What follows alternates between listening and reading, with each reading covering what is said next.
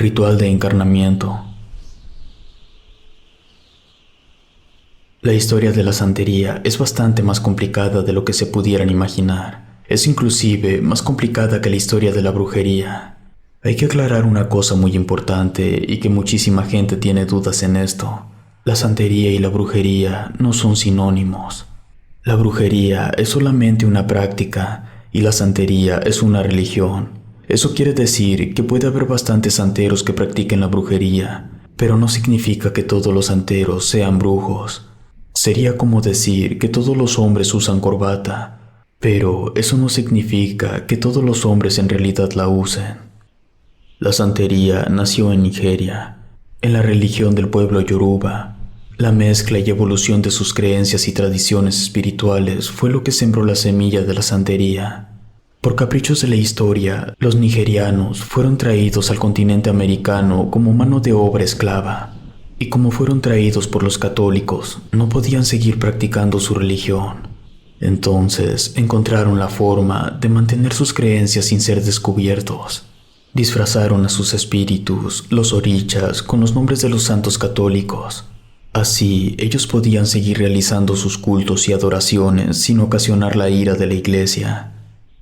Ese es el principal motivo por el cual existen diferencias entre las interpretaciones de los orichas dependiendo de la santería de cada país. Obviamente, no se adora a los mismos santos católicos en México y en Cuba. Es por eso que se pueden dar situaciones en las que un mismo oricha sea emparejado con diferentes santos, teniendo así dentro de la santería varias ramas. Por así decirlo, la principal, por supuesto, está en Nigeria. Le sigue Cuba, Brasil, México, República Dominicana y Puerto Rico. El resto de los países hispanos, su presencia es ínfima. Yo sé todo eso porque la madre de una novia que tuve en Veracruz era santera, y cada que yo iba a su casa, su madre decía cosas, y con el pasar de los meses yo fui armando el rompecabezas. Lo que voy a narrar ocurrió un tiempo después de que yo me hubiera graduado de la preparatoria. Había decidido tomarme un merecido descanso. Ya solo estaba esperando la respuesta de una universidad para saber si continuaría con mis estudios o no. En la casa de la que era mi novia había un altar. El altar más extraño que yo he visto alguna vez. Para empezar, había un montón de ropa vieja. No olía mal, estaba lavada, pero tenía marcas de suciedad por el tiempo. Esa ropa empezaba en el suelo y el montón tenía como 1 metro de alto. Sobre ella estaba una tabla grande que era la base que sostenía el altar. La tabla estaba cubierta con granos de maíz, azúcar morena y pétalos secos de rosas. En la esquina derecha de la tabla estaba una figura de San Marcos y en la esquina izquierda estaba una figura de Santa Bárbara.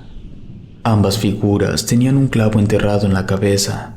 Entre esas dos figuras había cañas, cáscaras de sandía, de naranja, de ajo, de huevo y de coco. También ramas de perejil, doradilla, manzanilla, menta y epazote morado. Había un puro, 3 recipientes de cristal, uno con aceite de almendra, otro con agua de coco y el tercero con leche y yemas de huevo dentro. Había monedas desde 50 centavos hasta 20 pesos. En el centro había 2 frascos, uno con un sapo vivo y el otro tenía ron. El cuarto donde estaba el altar no tenía iluminación más que las velas de canela, de anís y de cera de abeja que cuidaban el altar, por así decirlo. Y en la pared en la que estaba recargada el altar había un dibujo. Era Changó, el oricha de la justicia, de los rayos, del trueno y del fuego. Todos los viernes, mi novia, que se llamaba Elisa, y su madre entraban al cuarto del altar para rezar. Lo hacían 2 veces cada viernes, a las 3 de la tarde y a las 3 de la mañana. Era precisamente por eso que yo no iba a visitar a mi novia los días viernes, porque antes de que yo supiera lo que hacían, fui un viernes y cuando se dieron las 3 de la tarde, tuve que participar en los rezos y me dio muy mala espina. Por ese motivo dejé de ir los viernes. En esa casa me tocó ver muchas cosas extrañas, y en más de una ocasión pensé seriamente en dejar a Elisa, pero me gustaba demasiado.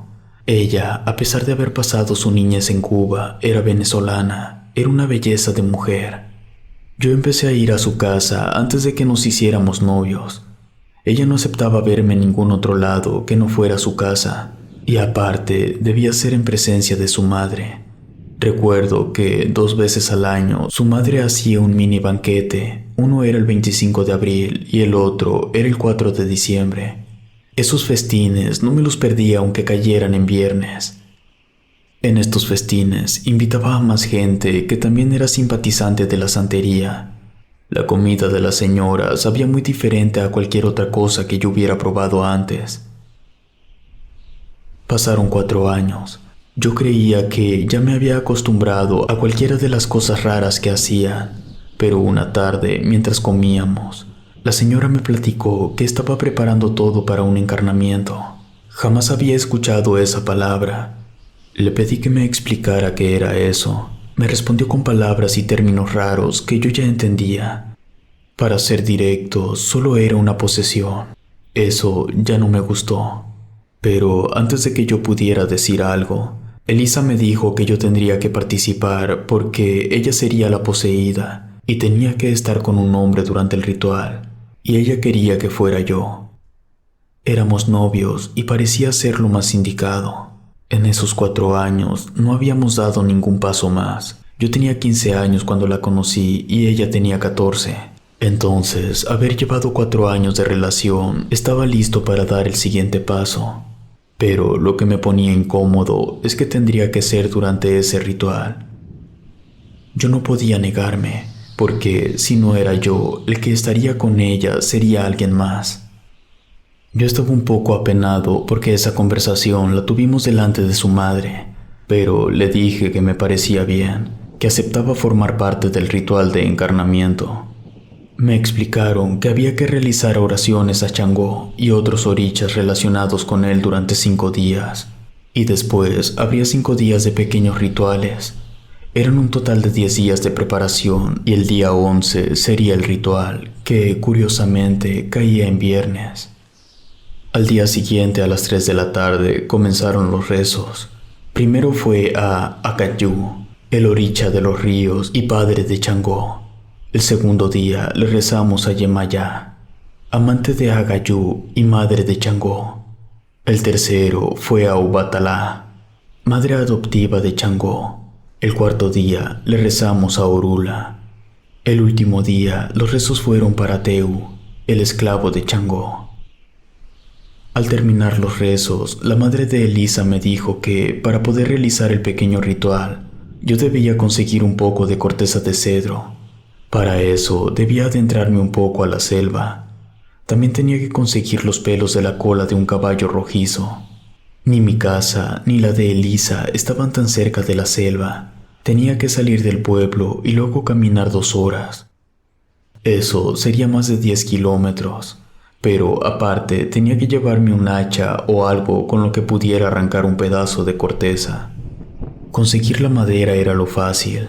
Lo realmente complicado iba a ser obtener los pelos de la cola de un caballo rojizo, porque en todo el pueblo solo un señor tenía un caballo de ese tipo. Decidí ir al terreno de Don Neto, que era el que tenía el caballo rojizo. Ya era un señor mayor, tenía casi 70 años.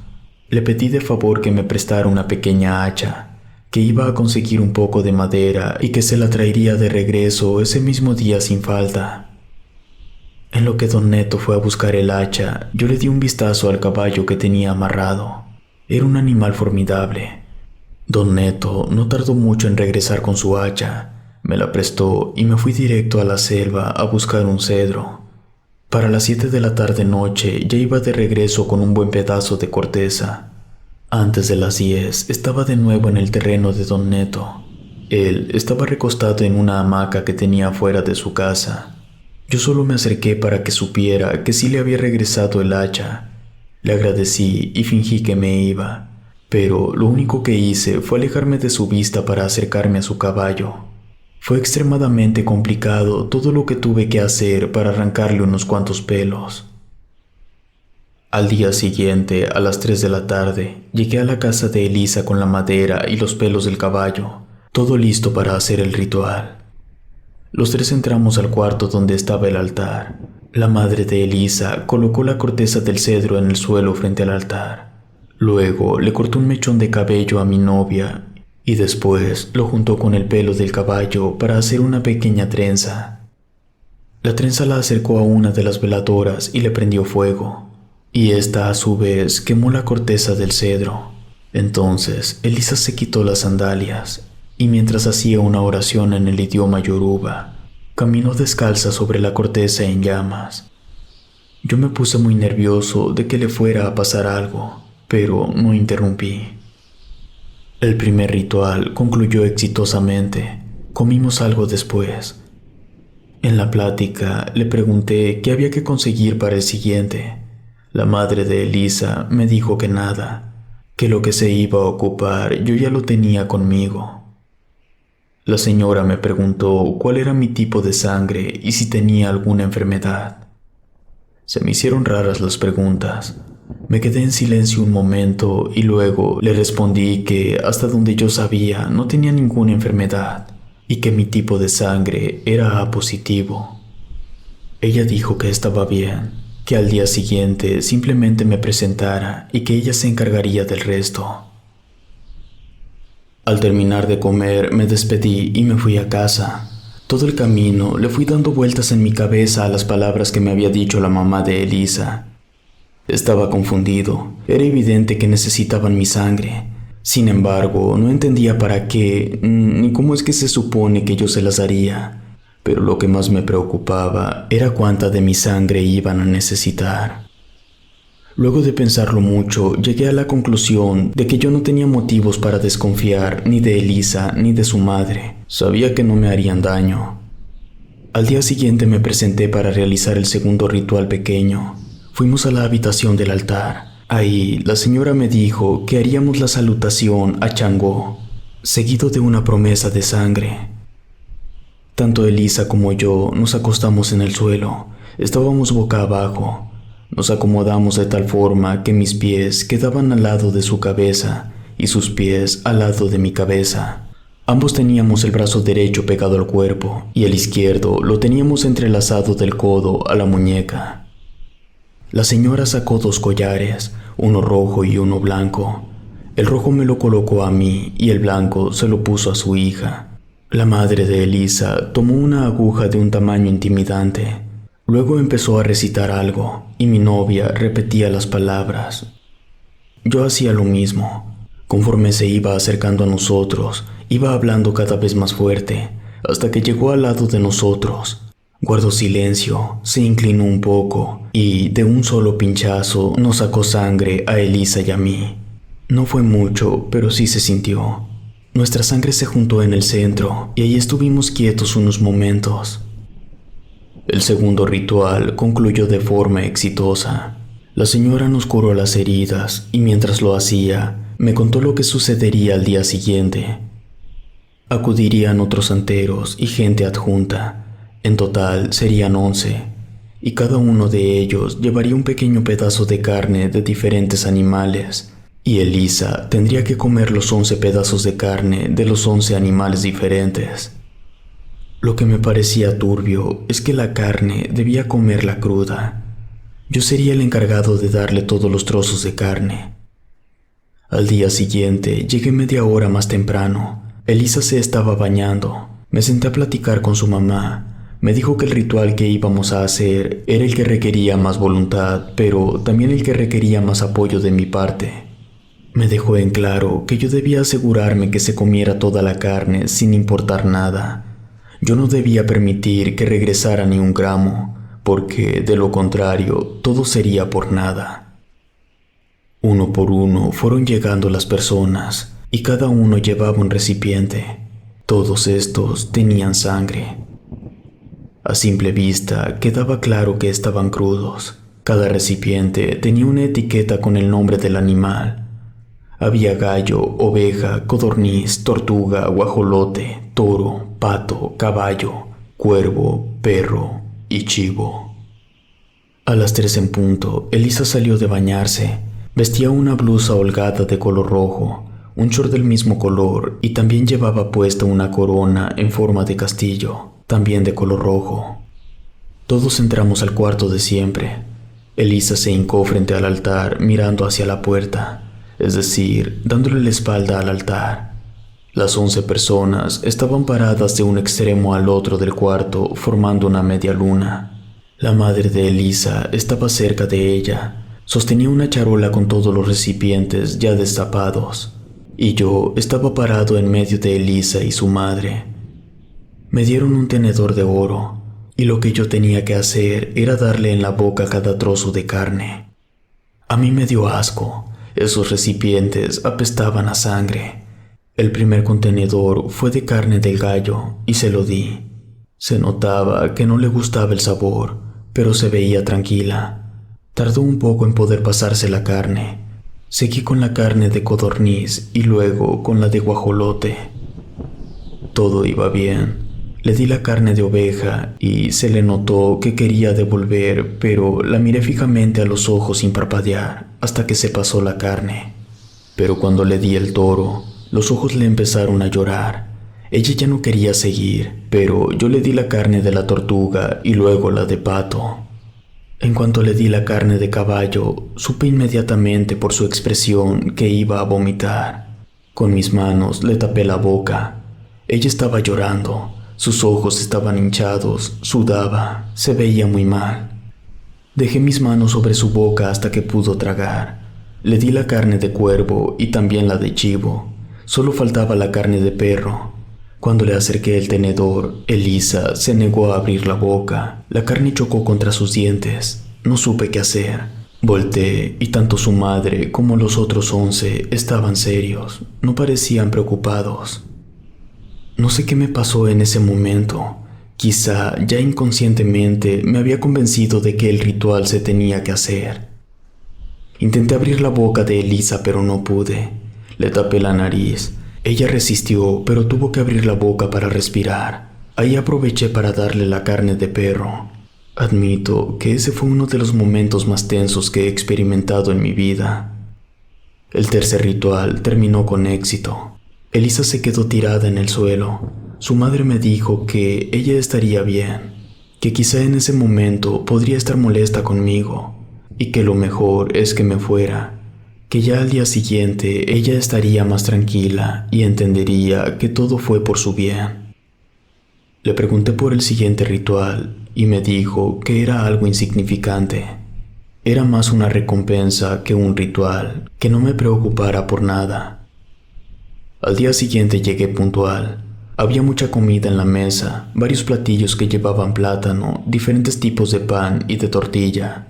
Pero lo que más abundaba era un vegetal que yo nunca había visto. Parecía la fusión de chile serrano con apio. Pregunté qué era y me dijeron que se llamaba quimbombó. En el centro estaba el plato fuerte, una gran bola de harina de yuca rellena de carne bien cocida. Elisa estaba más relajada. Me dio abrazo y beso. Comimos en paz. Nadie mencionó nada del ritual que haríamos ese día. Estuvimos sentados comiendo unas 2 horas. Todo estaba delicioso. Cuando terminamos, la madre de Elisa me dijo que llevara una silla al cuarto del altar y que me sentara viendo hacia el norte.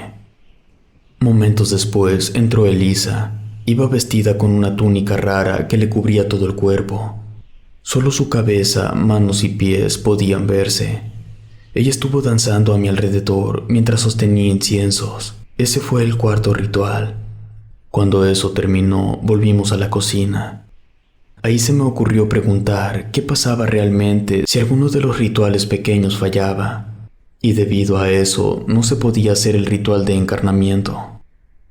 La madre me miró muy seria. Me dijo que cuando ella vivía en Venezuela practicaba el vudú y hacía cosas muy fuertes para dañar a otras personas. En una ocasión le pagaron para que mediante un trabajo matara a un funcionario del gobierno. Las cosas se complicaron demasiado. Su esposo terminó preso, pero ella y Elisa lograron escapar a Cuba con uno de los hermanos de su esposo. Pasaron los años. Ella se enteró que su esposo había sido asesinado dentro de la cárcel y al parecer ya sabían dónde ella y Elisa se estaban escondiendo. Por eso decidió escapar de Cuba y venir a México. Pero para hacer eso, tuvo que someter a su hija a un ritual oscuro. El ritual consistía en lanzar una maldición sobre Elisa. Esa maldición la obligaba a realizar el ritual de encarnamiento antes de cumplir los 19 años, y que de no hacerlo, ella moriría de una forma terriblemente dolorosa.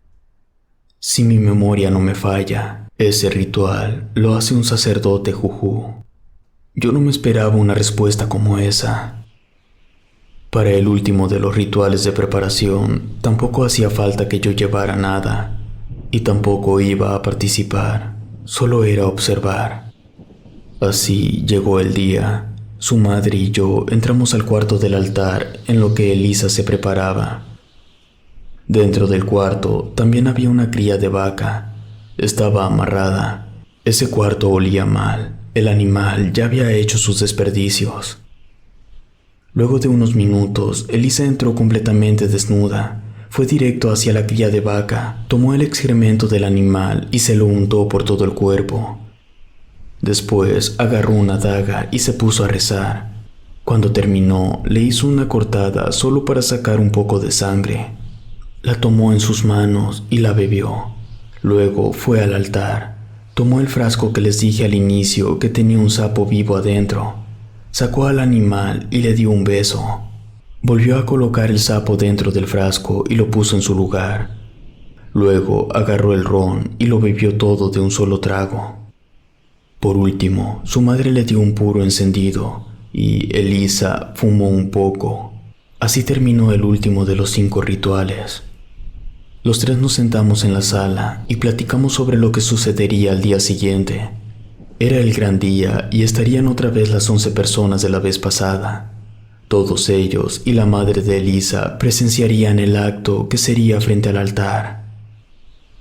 Yo estaba muy nervioso. Me hacía sentir incómodo el hecho de que tanta gente tuviera que ver, pero al final de cuentas no se trataba del acto en sí, sino del ritual. Tenía que hacerse para lograr el encarnamiento y así liberar a Elisa de la maldición. Al día siguiente, cuando llegué a la casa de Elisa, ya estaban todos ahí. Revisé mi reloj creyendo que se me había hecho un poco tarde, pero no, estaba a tiempo. Me dijeron que antes de empezar tenía que tomarme un brebaje. Me advirtieron que olía muy mal, que lo mejor para mí era que me lo tomara mientras me tapaba la nariz. Me dieron una copa de cristal rara con un líquido de color verde limón. Le salía humo. Yo pensé que era porque estaba caliente, pero no fue así. Cuando me lo tomé, estaba fresco. Su sabor no podría describirlo. Nunca había probado algo igual. Tampoco pude distinguir ninguno de sus ingredientes. Lo que sí recuerdo es la textura. Era viscoso. En realidad, no sabía tan mal. Luego, todos entramos al cuarto del altar, y no voy a entrar en detalles de lo que sucedió ahí dentro. Yo me levanté sin saber qué seguía. Elisa se quedó recostada en el suelo, no parpadeaba, no se movía ni siquiera un poco. Parecía que no estaba respirando. Quise ayudarla, pero su madre me detuvo. Me dijo que nadie debía tocarla, que el líquido que yo había ingerido tenía la esencia de Changó, y yo le había traspasado la esencia de Changó a Elisa. El encarnamiento había comenzado. Solo teníamos que esperar. Alguien me pasó mi ropa para que me vistiera. Eso estaba haciendo cuando Elisa se enderezó bruscamente. Incluso escuché cómo le crujieron algunos huesos. Quedó sentada. Tenía la mirada completamente perdida. Los ojos se le movían, cada uno independientemente del otro. Tenía la quijada entricada. La poca iluminación de la habitación era suficiente para notar cómo tenía las venas remarcadas en el cuerpo, sobre todo en el área del cuello. Los ojos se le empezaron a mover cada vez más rápido. Yo pensé que le estaba dando una convulsión. Una vez más quise ayudarla, pero entre dos me agarraron. Entonces giró su cabeza para quedar viendo directamente al altar. En ese momento, sus ojos se alinearon con los del dibujo de Changó, que estaba en la pared. De los ojos del dibujo empezó a salir humo. Elisa abrió la boca y entonces pude ver algo realmente impresionante que jamás había visto y jamás volveré a ver. Un escorpión salió de la boca de Elisa. Era pequeño y de color blanco. Su madre corrió a tomar el escorpión. Lo hizo con mucho cuidado y lo metió en el frasco donde estaba el sapo. El escorpión empezó a atacar al sapo hasta matarlo. En ese momento dejó de salir humo de los ojos del dibujo y Elisa volvió en sí. El encarnamiento había sido un éxito. Yo no entendía muy bien qué había pasado. Todos salimos del cuarto para que Elisa se vistiera y rezara un poco. Las 11 personas se despidieron y se fueron de la casa. Aproveché para preguntarle a la señora qué era lo que había pasado. No solo ahí, sino todo. ¿Qué era aquello en lo que yo había participado? Ella me explicó que los sacerdotes jujú, por alguna razón oscura que ella desconocía, forzan a algunos orichas al encarnamiento. La cuestión es que los orichas no son seres malvados. Ellos se oponen al encarnamiento porque saben que las intenciones de los sacerdotes jujú no son buenas. Pero los orichas no tienen la capacidad de evitar el encarnamiento. Ella no sabía si era alguna deidad superior o el mismo universo, pero algo los forzaba a ceder al encarnamiento. Los orichas lo que hacían era fraccionar su esencia. Así no estaban faltando al llamamiento, pero tampoco cumplían el oscuro capricho de encarnamiento solicitado por los sacerdotes jujú. Es por eso que Elisa no fue poseída por Changó. Solo fue un medio para otra criatura. Y ese animal que salió por su boca era una fracción de Changó. Solo fue el medio para que otra criatura le sirviera de avatar al oricha. Por eso de su boca salió el escorpión. Ese animal contenía una fracción de Changó dentro. Después les pregunté qué es lo que harían con el escorpión. Me respondió que ella y su hija viajarían a Cuba, porque tenían que ir con el sacerdote jujú para entregarle el escorpión. Me preocupé porque ya no fueran a regresar de Cuba, no por cuestiones políticas, sino porque en una ocasión Elisa me contó que los sacerdotes jujú suelen exigir que se les entreguen mujeres jóvenes y hermosas para usarlas como oráculos, y mi novia encajaba en esa categoría. La señora me confirmó que en efecto existía esa posibilidad, porque así eran las cosas dentro de la santería, y que no había nada que se pudiera hacer al respecto. En eso, Elisa salió del cuarto del altar. Yo me levanté y fui a darle un abrazo. Le dije que no iba a permitir que fuera a Cuba. Corrí para agarrar el frasco que contenía el escorpión blanco. Lo lancé contra el suelo. Volaron pedazos de vidrio por todos lados. La madre de Elisa se apuró para detenerme. Le tomó 2 segundos entrar al cuarto del altar, pero cuando ella entró, yo ya había matado al escorpión de un pisotón.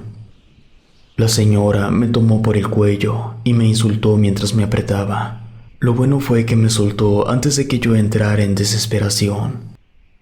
Elisa estaba parada en la puerta mirándome con miedo y tristeza. Yo pregunté qué estaba pasando. La señora me respondió: «Profanaste un encarnamiento. Ahora estás maldito». Me ordenó que me fuera de su casa. Yo quise decir algo, pero no me dejó hablar. Cuando pasé al lado de Elisa, ella me evitó con la mirada. En ese momento, mi vida dio un giro de 180 grados. Todo empezó a salirme mal. Todas las puertas se me cerraban. Todo eso del encarnamiento ocurrió mientras yo estaba esperando la respuesta de una universidad para que me otorgaran una beca que me permitiría continuar con mis estudios. Esa universidad era privada. Estaba en Nuevo León y para mi familia era imposible costearla. La única forma era la beca. La última vez que yo había hablado con ellos había sido 3 semanas atrás. Me comentaron que el trámite estaba aún en proceso, pero que todo indicaba que por mis calificaciones obtenidas durante la preparatoria, la beca sería aprobada. Al día siguiente del ritual de encarnamiento, la señora que me había ayudado a hacer todo el trámite se puso en contacto conmigo para informarme que por cuestiones administrativas, la beca había sido rechazada. Le pregunté si había algo que se pudiera hacer. Me dijo que sí, pero que ella no podía involucrarse, que la única forma de solicitar otra oportunidad era acudir al plantel personalmente. Eso fue un golpe duro. El viaje era costoso. Además, ir hasta allá no me garantizaba que me dieran la beca, pero yo decidí correr el riesgo y me puse a buscar trabajo para juntar para mi pasaje. En esos días fui a buscar a Elisa, pero ni ella ni su madre me abrieron la puerta. Yo sabía que estaban ahí porque se escuchaba gente dentro. Tardé 3 semanas en encontrar trabajo y lo que encontré era algo muy cansado que no me gustaba y para empeorar las cosas me pagaban una miseria. Pero como era el único lugar que me habían aceptado, no tenía otra opción. Lo bueno era que en mi casa no me faltaba nada. Por eso todo lo que yo iba a ganar, que en verdad era muy poco, era única y exclusivamente para ir a Nuevo León. Por desgracia y para mi pésima suerte, cuando estaba en la terminal a punto de abordar, un señor que iba en muleta se cayó. Esperé un momento, pero nadie iba a ayudarlo y yo fui con él. En cuanto regresé a mi lugar, mi maleta había desaparecido. En esa maleta estaba mi dinero y todas mis cosas. Tuve que caminar hasta mi casa. Recorrí casi 30 kilómetros de carretera sin que nadie me diera un aventón, triste, con hambre, sueño y sed. Por si mi mala suerte no fuera suficiente, esa misma semana se metieron a robar a mi casa y se llevaron todo. La semana siguiente despidieron a mi padre del trabajo y antes de que terminara ese mes, mi madre enfermó. Después de varios meses de mala suerte, Elisa me llevó un amuleto y me dijo que debía ponérmelo y no permitir que nadie me lo quitara, ni siquiera que me lo vieran. Mientras tuviera ese amuleto cerca, la maldición que había caído sobre mí no podría afectarme, pero que todas las cosas malas que debían pasarme no iban a desaparecer, simplemente estarían esperando. Entonces, si yo perdía el amuleto y si alguien lo veía, perdería la protección. Y todas esas cosas malas me pasarían al mismo tiempo. Elisa me dio un beso, me dijo que lo sentía mucho y se fue para siempre. Esa fue mi historia. Han pasado varios años desde que salí de la cárcel. Me encantaría mostrarles una foto del amuleto que me ha permitido seguir con mi vida de una forma normal. Pero, como dije, si lo muestro, las cosas malas me van a pasar. Si me permiten un consejo, nunca se acerquen a nadie que practique la santería, porque esa fue mi perdición. Si te gustó esta historia, suscríbete activando la campanita para que no te pierdas lo mejor de Rede. Gracias por escucharnos. Relato escrito y adaptado por Ramiro Contreras.